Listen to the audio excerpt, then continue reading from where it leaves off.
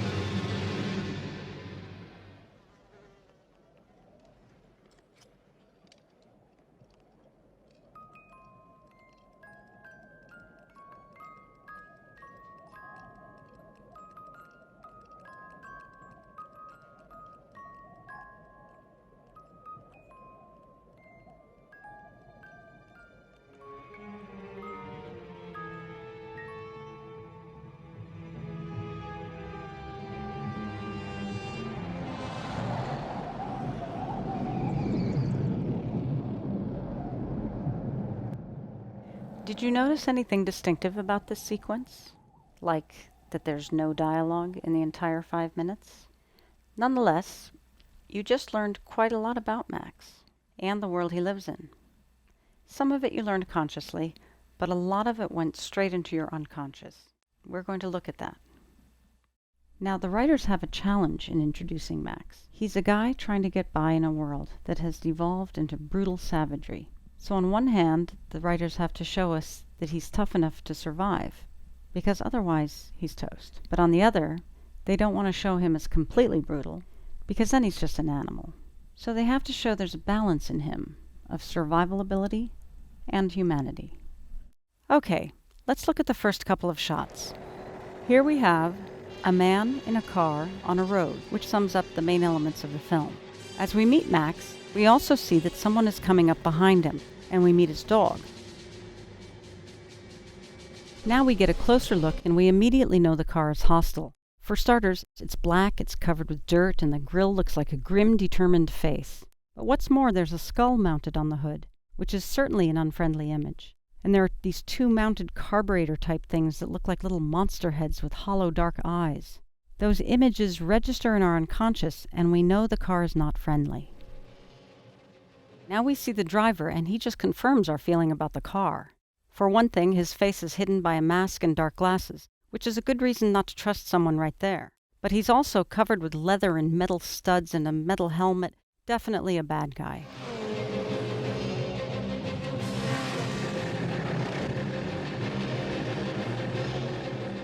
Max meets an obstacle in the road and slaloms through it with elegance and ease. But the bad guy doesn't have Max's driving skills, so he makes a mess. And the dog finds it all kind of boring. Now this is a visual that's packed with information, letting us know the critical importance of gasoline. First, it's telling us that his gas tank holds over 200 liters, which is 50 gallons. Second, it's calibrated to the 10-liter mark. Third, there's a big red zone next to 0. Fourth, we hear an audio alarm. And fifth, there's a bright red light flashing. So we have 5 different visual and audio elements telling us not only that gasoline is very important, but also there's no filling station nearby, so you better carry a lot with you. And Max is running out. So he takes the car out of overdrive. Of course, this slows him down, and suddenly his pursuers are creeping up on him again.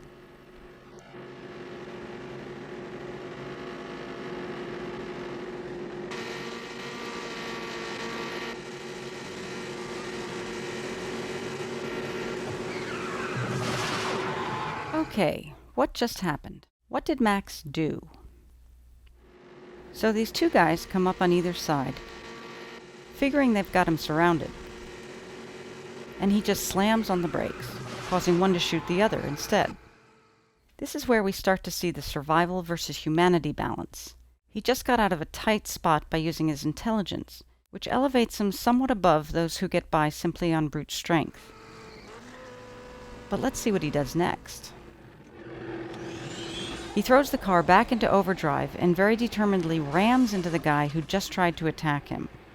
Just imagine for a moment if instead he had dropped back, whipped his car around, and taken off in the other direction. How might you feel about him then? Like he's kind of a wimp or a weasel, right? So it's important for us to see him fight back, to know not only that he can use his brain, but also that he has the survival skills necessary for this world.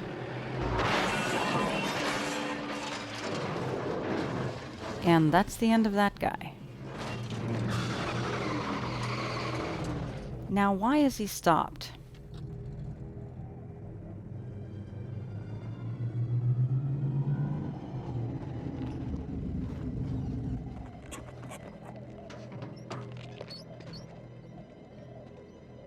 Must have to do with getting gasoline. But uh-oh, there's that guy again.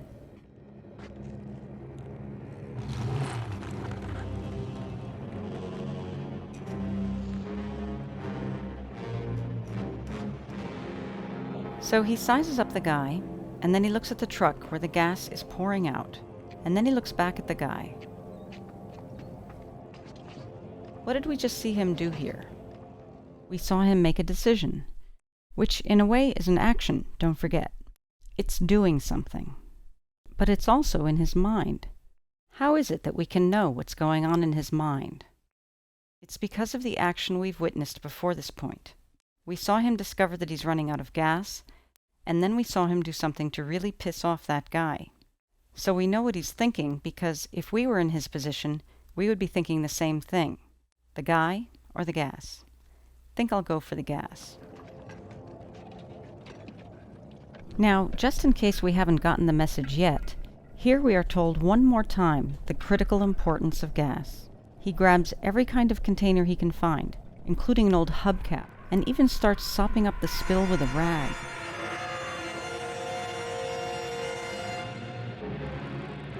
Now watch what happens next.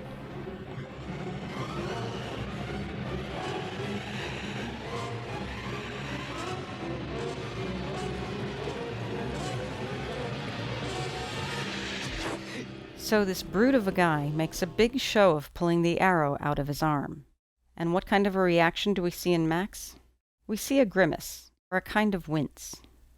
What does that tell us? He's feeling the guy's pain, which is to say he's having an empathic response. Again, elevating him above the barbarians.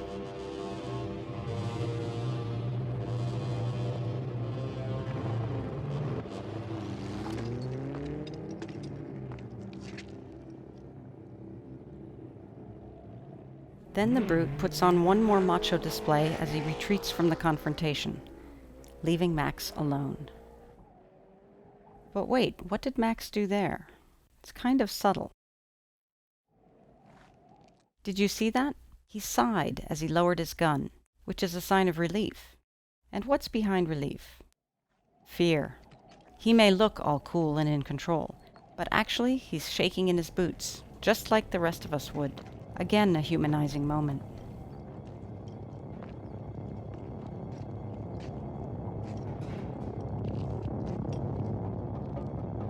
Then he taps down the gas tank. So he's resourceful. Another adaptation to his environment. He hears an anguished cry and sees a bloody hand reach out. But he's unmoved. If he were to feel the pain of all the injury and death that surrounds him, he would certainly go crazy. So along with his ability to feel empathy, he has also developed a numbness to suffering. Now, in this next bit, he shows 3 distinct responses to the music box. See if you can identify them.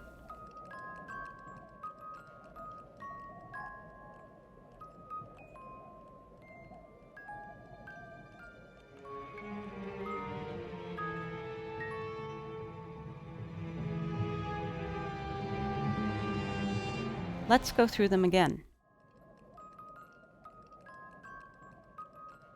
First, he smiles, so we see amusement. Then we see him lean into it, like he's remembering something from his past, so we're seeing nostalgia. And finally, he tucks it into his jacket, which is a way of showing he's treasuring it.